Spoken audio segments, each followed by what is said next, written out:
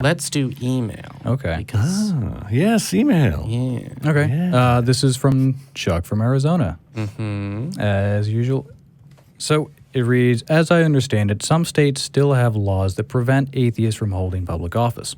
They seem harmless because they've been ruled unconstitutional, but are they harmless? If just before an election, a town's religious candidate demands to have an atheist opponent removed from the election, removed from the ballot citing such a law, and the local judge agrees, the election might be over before an appeals court overturns it. That's an interesting question that I'm not equipped to answer. I mean, I don't know. as far as all that happening before it can be overturned, I mean, that's certainly possible, but I have a feeling that it would end up being reversed, and they might have to just go ahead and start the election over. Yeah. Or, I was gonna say It's a mess. Yeah. yeah. they would definitely be able to successfully file an injunction because one of the criterion is the ability to demonstrate that you're likely to prevail on the merits, and it is undeniable that a correct reading of the law prohibits religious tests for office. It is the most emphatically worded sentence in the entire Constitution. No, any, shall not, ever. Right? Yeah, I feel like that likely would be a non-issue just across the board. Most likely, you would just end up being smeared as a godless heathen. Oh, yeah. And they wouldn't sure. have to worry about trying to circumvent the law and get that passed through as quickly as possible so that you get thrown out of the race. Basically, Gail Jordan's story.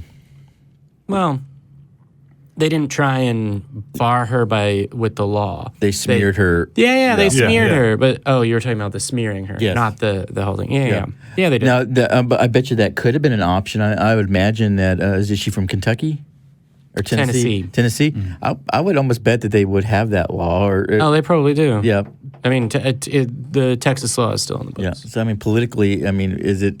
You have to think of it as a candidate. Is it worth that risk of backfire? Because that could be something that could be very volatile. Because with the ARC experience, and all the pushback there. Oh yeah. I think there is a population that was behind Gail. Well, Gail did really well there as well. Damn.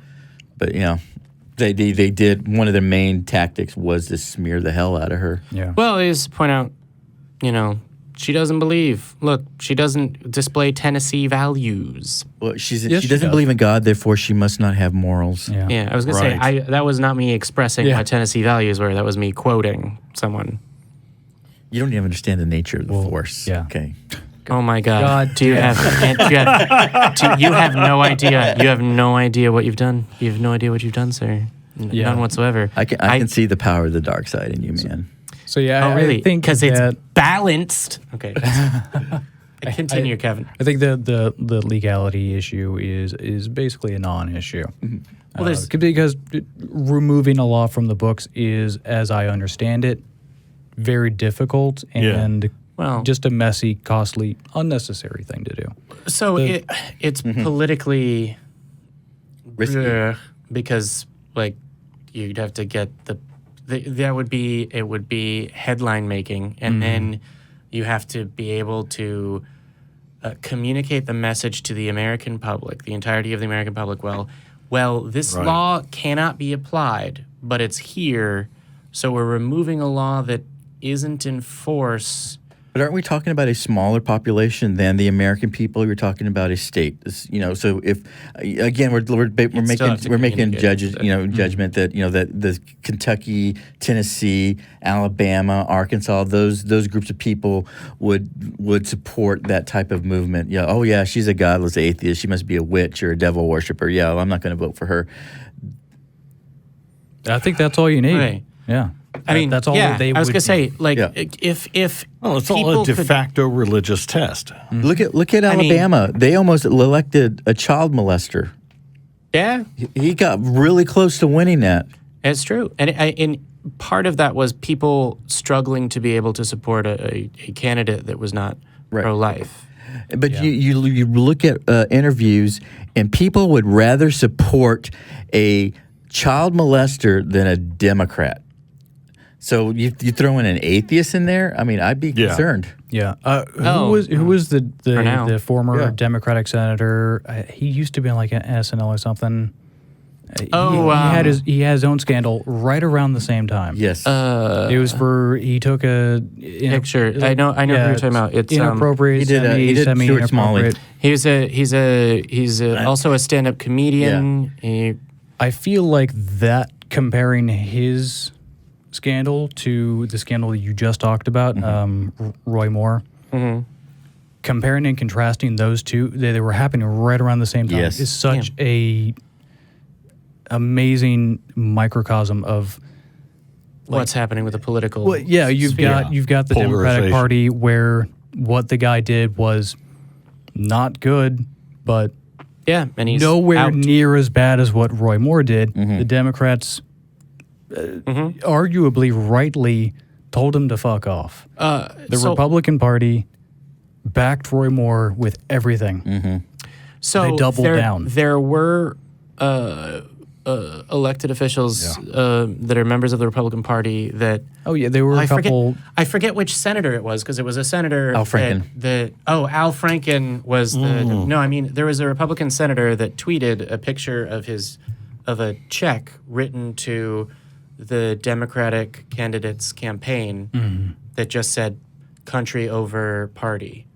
And that is what... even when I was a believer and growing up, and you can ask anyone that I went to high school with, though you probably don't know them, about whether I was as opinionated then as I am now, the answer is yes. It's just that my opinions were very, very, very different. I was raised by a conservative and a libertarian.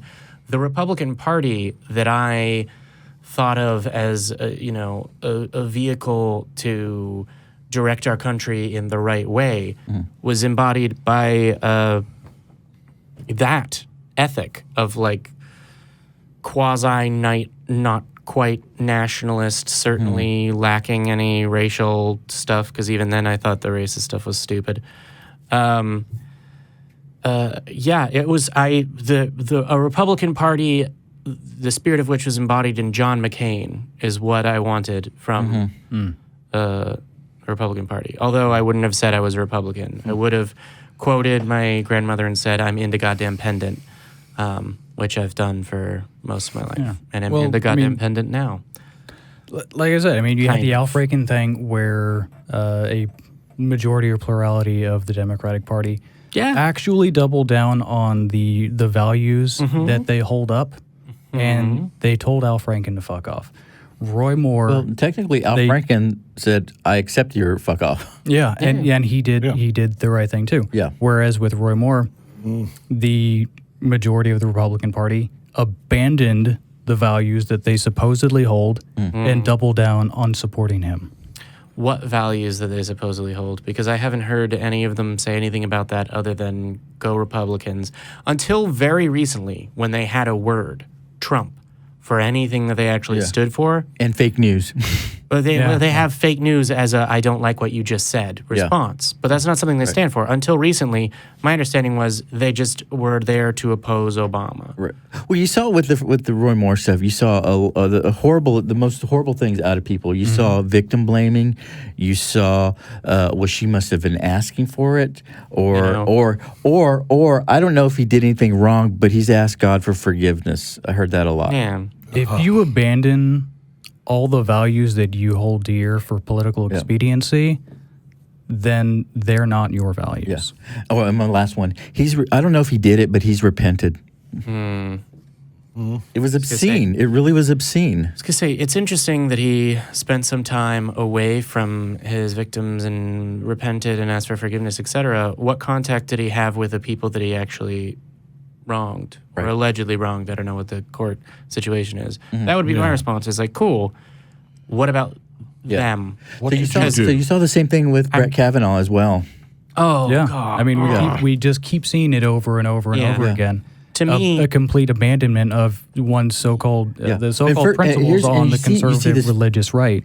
You see this finger pointing because at first it was like, oh, well, he did this, but Pelosi knew about it and she didn't say anything about it, and so it's her. And then when the woman came out and it was her fault and she was blaming or lying or mistaken, and Brett Kavanaugh was like, I like beer.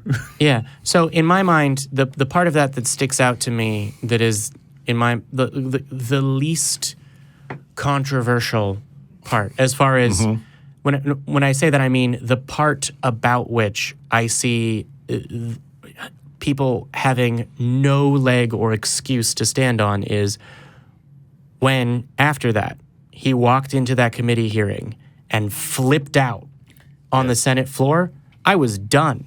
Yes. To me, it wouldn't matter what he was accused of. If that's your response, I don't see you as a jurist. Yeah. Get out. The Democrats are after me. You don't put toddlers on the It was a political hit. Revenge for I work with children. Kavanaugh should not have behaved the way that the children that I work with do on a daily basis. Well, that's what happens when you live such a privileged life that you have never heard the word no. And it meant, it actually meant anything to you. You have never been accountable for any of your actions in your entire life. And all of a sudden, spotlight's on you and you're having to actually maybe be held accountable. Yeah. Guy flips out. Yeah. Well, it's that, and I'm just done with it, because it wasn't just like the joke on SNL was, I've written this and I've run it by no one and we'll just see. That's not what happened, right? Like, that as a strategy was discussed and implemented because they knew that it would work. And it did. Yeah. Because outrage culture has now gone both ways, and I don't think that it's a good way to change people's minds. I certainly understand people being outraged at outrageous things. I certainly feel outraged, and I don't blame anyone. I'm very much done with people not having values, which is basically what everyone else here has said. But you're right. It does go both ways, because you remember how upset everyone got about the Gillette ad. Oh my God! Yeah, the Gillette ad where they were basically saying like, "Hey, maybe don't be dicks." Well, it was sort of it had a we've always said like, oh, boys will be boys, and it's like a line of supposed fathers standing around when two kids are fighting. And it's like, let's be better. What does being a man really mean? Don't do that. I haven't rewatched the commercial in ages, but I'm like, basically the message is, hey, don't use the fact that you're a guy to be your excuse for being a shitty person. Yeah. Well, it was that, and maybe raise your sons differently. Yeah. Maybe raise your sons to be good people. Yeah. And I mean, the objection wasn't, don't tell me how to raise my kid, which would have been a much more sympathetic objection. It was toxic masculinity doesn't exist. It's like, it's not toxic. That's what being a man is. Yeah. And I'm like, no,